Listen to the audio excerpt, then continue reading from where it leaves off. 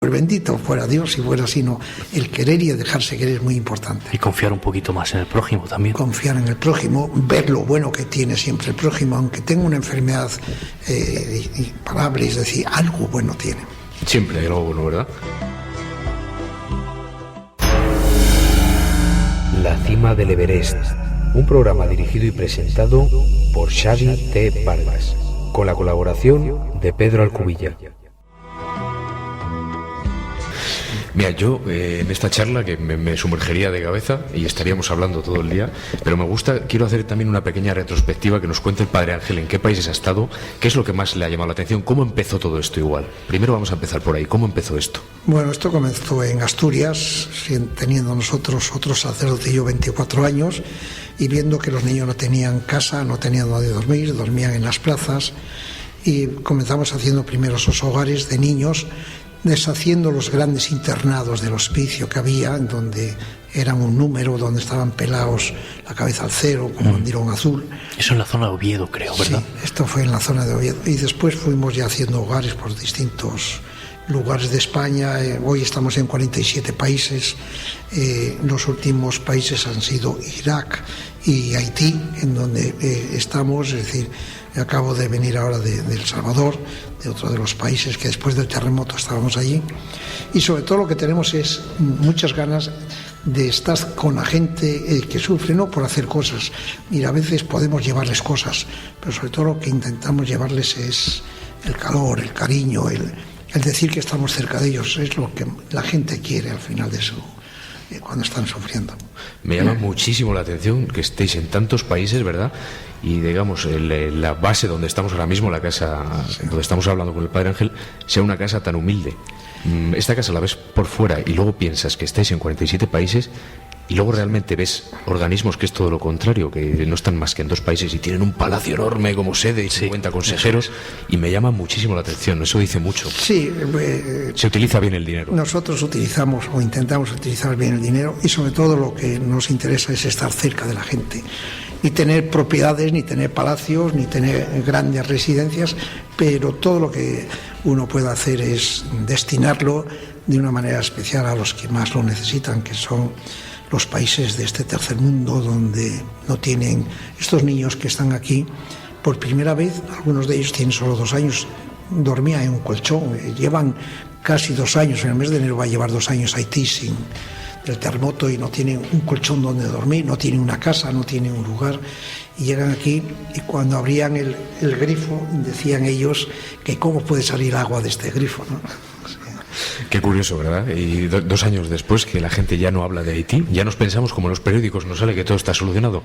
Sí, aquí casi el único que habla de Haití es Forges, que siempre dice no olvides esos guiños que nos da. Sí, que da esos guiños. Pues no olvidemos los guiños de Forges. Y yo creo que también no solo Haití, sino que hay muchos países por ahí que necesitan esa ayuda, y también que nos acordemos de ellos, ¿verdad? Sí, el Cuerno de África, donde hace muy poco estaba allí, es decir, ver cómo cuando vienen con las madres o vienen en esas filas y te quedan niños en el camino muertos, y es mejor dejarlos que seguir con ellos, y esos están a 6 horas de avión de aquí, es decir, no estamos hablando de un mundo ahí a lejos, es decir, está más lejos Nueva York o más lejos México, no, es que el Cuerno de África está a 6 horas de Madrid.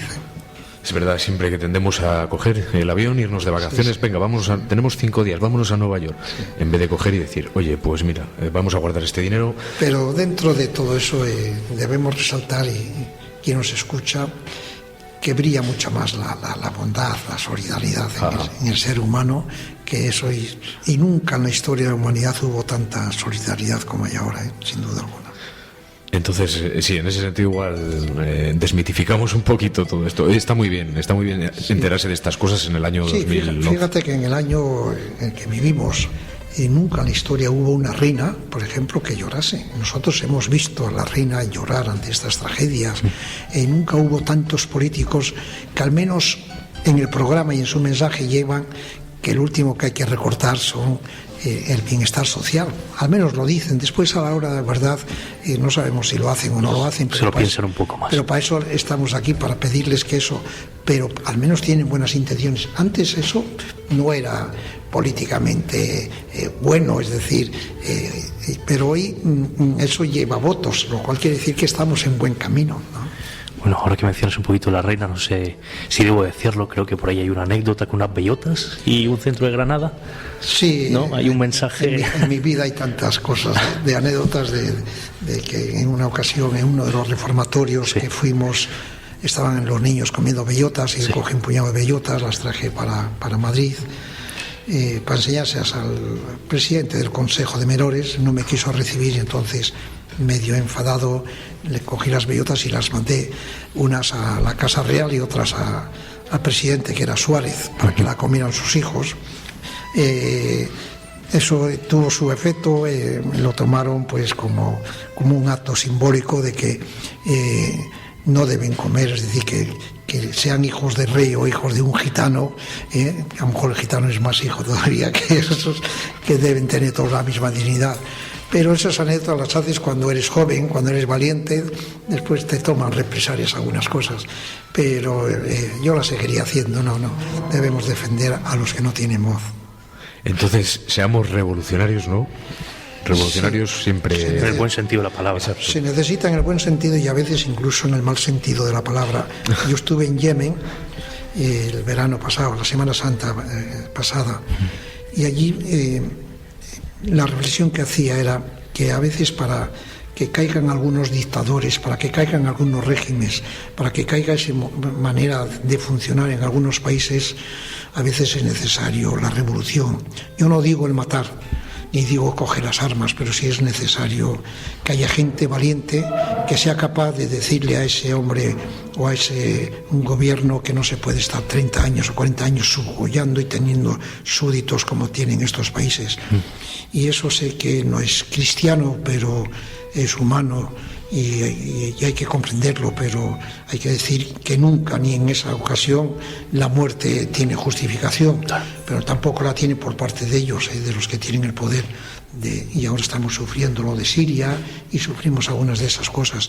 No, nunca se puede matar, pero ellos tampoco pueden matar. Fíjate. Claro, exactamente, es un poco, tampoco ojo por ojo, pero quizás en ciertos momentos, ¿verdad? Fíjate, me llama muchísimo la atención cómo habla el Padre Ángel de otros líderes, de otras religiones o de otras culturas, ¿verdad? Sí. Exactamente, también tengamos en cuenta lo que ha comentado al principio, ¿no? Que al final todos somos iguales, da igual de qué religión seas, y al final siempre primemos por los derechos humanos, ¿verdad? Exacto. Sí, la primera religión son los derechos humanos. Eso es. Cristo no vino ni tan siquiera a bautizar, fíjate. Vino y una de sus primeras acciones es curioso. Cristo no bautizó a nadie. O sea, en su historia no bautizó a nadie. Pero Cristo dio de comer, multiplicó los panes, multiplicó los peces. Habló de la justicia, habló de algunos que le criticaban. Y es muy curioso, y eso lo contaba yo a Vicente, y Vicente dice, nunca lo había oído.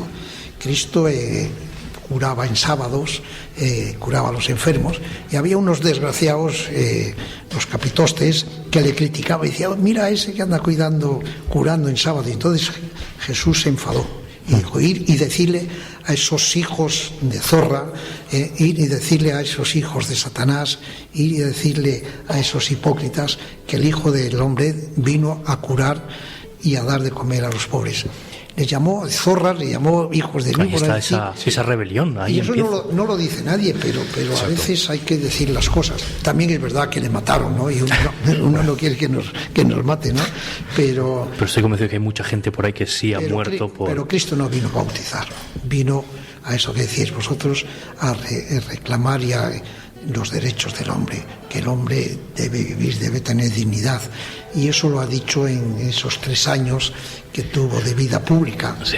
Y sin embargo, en esos 3 años de vida pública ni bautizó, ni dijo misas, ni confesó, ni nada. Es decir, hizo al final de su vida una misa nada más, es decir, pero vino a perdonar cuando le presentaban a aquellas mujeres públicas o a aquellos hombres, incluso hasta los ricos.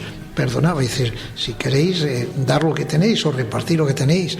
Y cuando alguien criticaba a aquellas mujeres que andaban con hombres o que tenían no sé qué, él le dijo, el que esté libre que tire la primera. Y nadie tiró la primera piedra, nadie. Casi el que tiene que tirar la primera piedra era San Pedro, ¿no? Pero nadie la tiró, no.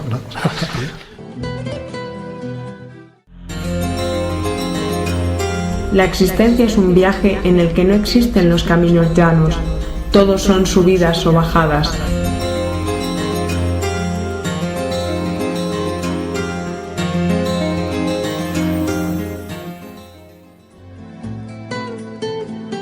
Al final, sobre todo el no tener miedo, el no tener nada que perder, quizás el decir, no tengo nada que perder, voy a luchar por la injusticia, es ser un poquito revolucionario en ese sentido. Por eso uno, el amor, el ideal, el líder que uno a veces quiere es un líder como fue Cristo en sus tiempos, como fue un Che Guevara cuando en la parte buena que tiene, como fue Pedro Casaldáliga, como ha sido Vicente Ferrer, que la han echado de la India por estar con los pobres, como fue la Madre Teresa Calcuta, que no la conocen la historia de ella, pero ella en sus momentos sufrió mucho, primero porque se salió de monja de donde estaba, que eso no lo sabe, hizo otra congregación, dejó de trabajar con los más pobres, porque ella era una de las monjas que estaba con las ricas.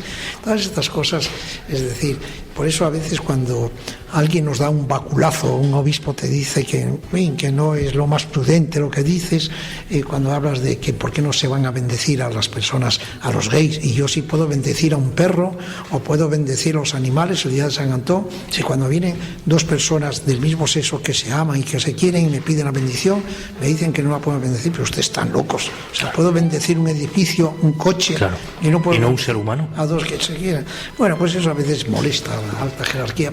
Me es igual porque ellos lo hacen porque está en el guión, pero si fuera en privado, cuando uno va y le lleva pues una medalla para bendecir, la bendicen, y si le lleva un niño, me imagino que lo bendigan, y si le llevan un hombre, aunque esté con otro hombre, espero que le bendigan, porque si no, maldito es aquel que no bendice a los que piden la bendición, ¿no? Me está recordando el Padre Ángel, no sé si conoce usted, Padre Ángel, a Jesús López Sáez. Sí. Pues tuvimos la oportunidad de charlar con él no hace tanto tiempo. No hace mucho, es verdad, y también nos comentaba. Nos comentaba justamente esto que nos estás diciendo, que al final es como un poco hipocresía, ¿no? Quizás que hay que... La burocracia, ¿no? Que mencionabas antes. Sí, a veces hay que guardar las formas, algunos las tienen que guardar, otros, como no aspiramos a nada, no necesitamos guardarla, pero a veces nos molesta, porque claro, cuando uno dice lo que dice, y lo dice además no por hacer daño, ni por ser simpático, o hacer... No, lo dice porque lo siente, ¿no? Y yo siento ver a la gente sufrir y ver que yo no le pudiera bendecir o no le pudiera perdonar, pero bueno, ustedes están locos, es decir, ¿cómo yo no voy a poder bendecir si yo nací para bendecir, no para maldecir? Y algunos han nacido para maldecir, y algunos ocupan puestos y en esos puestos los usan en vez de para bendecir, para maldecir, para a veces sancionar cuando no están de acuerdo con lo que ellos dicen. Y cada uno no está aquí en esta vida para decir sí, Juan a todo, ¿no? Es decir, no debemos discernir también. No debemos decir sí, Juan a todo. Fíjate. Pues sí, pues nada, simplemente ahora vamos a hablar un poquito, si te parece. Te estoy llamando unas veces de tú, otras de usted, en fin, esto es un poco... Las cosas yo llamo a vosotros de tú, o sea que creo que pero estamos bueno, hablando, sí. Simplemente pues nada, que los oyentes vamos a ver que tengan una idea pues clara de cómo es una ONG, de que tienen las puertas abiertas, cómo funciona esto, cómo se organiza para tantos países. Bueno, una ONG es una entidad, es un ente en el que es posible, por sus fines, sus reglamentos, trabajar de una manera desinteresada y en todo lo posible con los más desfavorecidos, y se reúne con una junta, con hombres, con mujeres, con voluntarios, con trabajadores. Nosotros tenemos más de 3.900 trabajadores en nómina y seguridad social, más de 6.000 voluntarios trabajando, atendemos a más de 45.000 personas en todo el mundo, pero todo eso que son números y números, a la gente le importa un comino. Es decir, quien haya escuchado estas palabras o estos números, dice, ¿y qué? Mira, lo importante es, aunque solamente fuera arrancar la sonrisa a un niño, besar o acariciar a un mayor, estar con un discapacitado, que intentar que pueda recuperar la salud o la parte de la salud, eso es lo importante. y las ONGs, es decir, sigue siendo también una de las entidades más valoradas en la sociedad. Está en la familia, pero están también las ONGs mucho antes que los políticos y que algunos jerarcas. Por algo será, porque las ONGs, aunque pueda haber de todo, son hombres y mujeres